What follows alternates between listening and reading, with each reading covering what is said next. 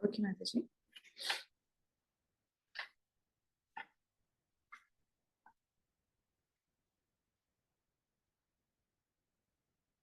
It's 16.11 today. Just 16.11. चिन्तामपिर्मेयायं च प्रलायन्ताम् उपाश्रिता कामो उपभोग परमा एता व्यदति निषेचिता. Once again.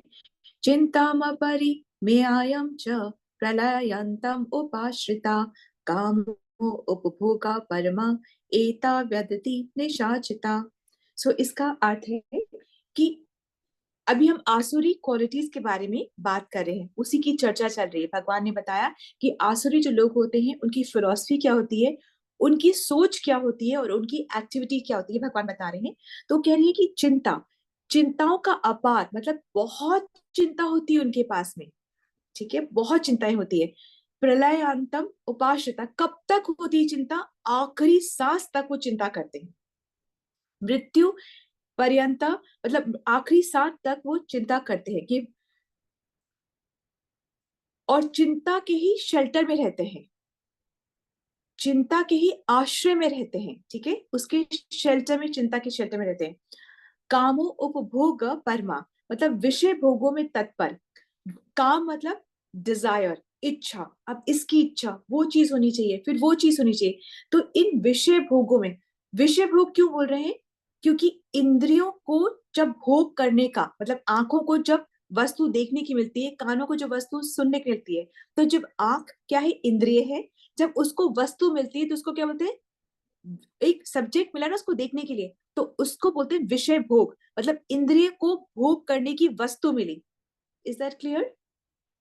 इंद्रियों को जब भोग करने की वस्तु मिलती है तो उसकी और इच्छाएं बढ़ती चली जाती है, और इच्छाएं बढ़ती चली जाती है। It has no end and no limit. ठीक है, एता वदति निशाचिता मतलब, और जो आसुरी व्यक्ति क्या होता है, वो सोचता है कि इंद्रियों को तृप्त करने में ही सुख है, और इसी के पीछे वो हमेशा आखिरी सांस तक लगा रहता है। कहने का तात्पर्य है कि मृत्यु पर्यंता रहने वाली, अपार चिंताओं का आश्रय लेने वाले, विषय भोगों में तत्पर रहने वाले, इतना ही सुख है, इस प्रकार मानने वाले लोग, ये आसुरी प्रवृत्ति के लोग होते हैं। ठीक है, सो जिस तरीके से पहले लिबरेट या मुक्ति प्रदान नहीं कर सकती है, आसुरी जो व्यक्ति होता है उसके पास अपार चिंताएं होती है।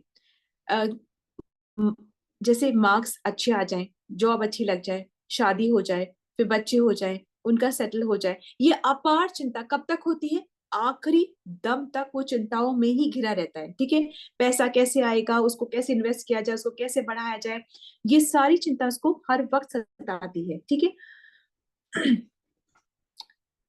अब ये इसलिए हो रही है क्योंकि वो भक्त जो है अपनी भक्ति में फेथ नहीं रख पा रहा है।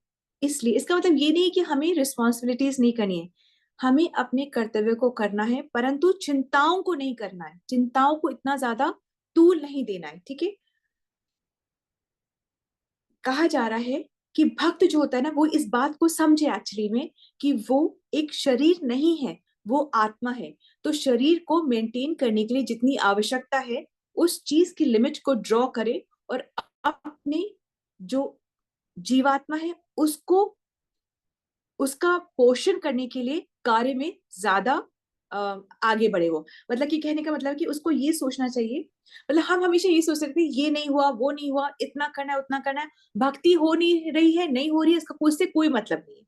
Do we understand?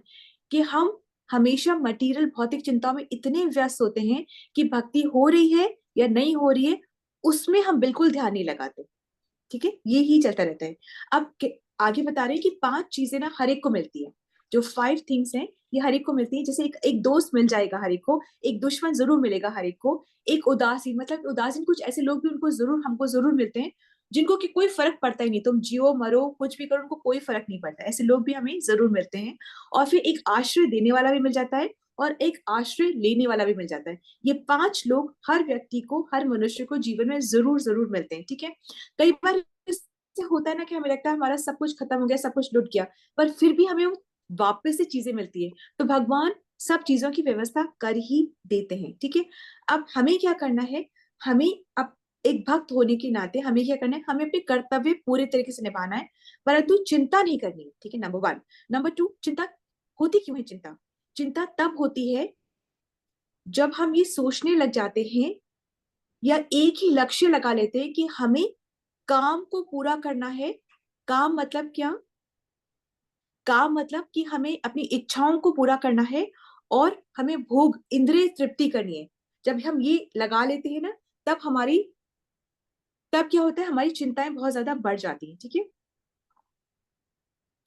पर जब जीवन में कृष्ण आ जाते हैं तो चिंताएं अपने अपने दूर चली जाती है। कैसे? एक एग्जाम्पल क्या है कि जब मथुरा की जेल में कृष्ण ने अवतार लिया था, तब उनके आने के बाद क्या हुआ था, बेड़ियां खुल गई थी, ताले खुल गए थे, रास्ता अपने आप बन गया था, ठीक है।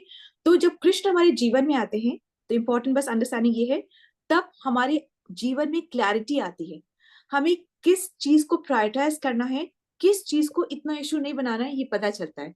क्या डिसीजन लेना है ये पता चलता है। कब ले पता चलता है? जब हमारे जीवन में कृष्ण आते हैं, ठीक है, ये हम सब रियलाइज करते हैं। बस आगे का जो नेक्स्ट श्लोक है उसको मैं आप बहुत हल्के में आपको बता देती हूँ।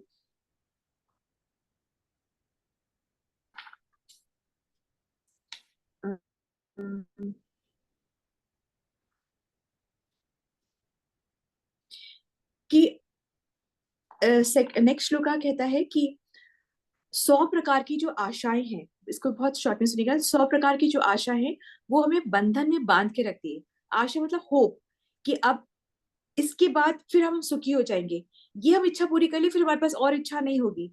तो ये जो 100 प्रकार की जो आशाएं होती है, जो ये हमें बंधन में बांध के रखती है। और एक्चुअली बंधे हुए व्यक्ति को नचाना बहुत आसान होता है। जो बंधे हुए होते हैं ना, उनको खींचना बहुत आसान होता है। तो माया जब देखती है कि हम इतना बंधे हुए हैं, तो फिर वो अपने हाथ, अपनी उंगलियों पे हमें बहुत नचाती है। Do we understand this? कि हम इच्छाएं करते हैं और वो इच्छाएं हमें बांध के रखती है, ठीक है। और बंधे हुए को खींचना या नचाना बहुत आसान होता है। जो जब माया देखती है कि इसकी इतनी इच्छाएं हैं, तो माया क्या करती है, फिर वो नचाना शुरू करती है। कैसे? हम अपनी इच्छा से बोलते हैं हमारे ये हो जाए, तो माया बोलती है लेते जाओ और भोगते जाओ, भुगतते जाओ, लेते जाओ और भुगतते। एक्चुअली क्या होता है, इच्छाएं ही दुख का कारण बनती है। इच्छा ही दुख का कारण बनती है। और हम तन मन और धन से इच्छा को पूरी करने के लिए लगे रहते हैं। इच्छा दुख का कारण कैसे बनती है? Any idea? इच्छा दुख का कारण कैसे बनती है? जब अगर इच्छाएं पूरी कैसे माता जी, कैसे बनती है? जब इच्छाएं पूरी नहीं होती तो हम दुखी हो जाते हैं, विचलित होता है मन। हाँ, और इच्छा पूरी हो गई तो क्या होता है? दूसरी इच्छा जन्म ले लेती है, ओके, और भी कुछ होता है? क्रोध आता है। उसके उसके दौरान जो हम कर्म करते हैं उनका फल भोगना पड़ता है। ठीक है, और भी कुछ होता है, वो क्या होता है? इच्छाओं से आसक्ति बढ़ती है। इच्छाओं से अभिमान आसक्ति भी, बढ़ती है, बिल्कुल और ठीक है माता जी। अभिमान भी होने तो लग जाता है कि हम जो चाहते हैं वो मिलता जा रहा है। हाँ बिल्कुल, लोभ, ग्रीड बढ़ता है।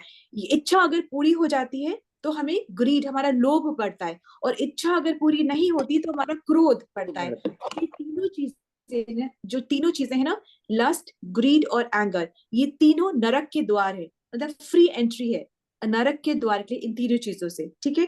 तो हमें क्या करना है, अपनी इच्छाओं को फिल्टर करना है, अपने सेंसेस को कंट्रोल में रखना है, बस यही बात होती है, ठीक है। तो एक्चुअली में जब प्रलय होता है ना, तो सारा ब्रह्मांड जो है वो खत्म हो जाता है। परंतु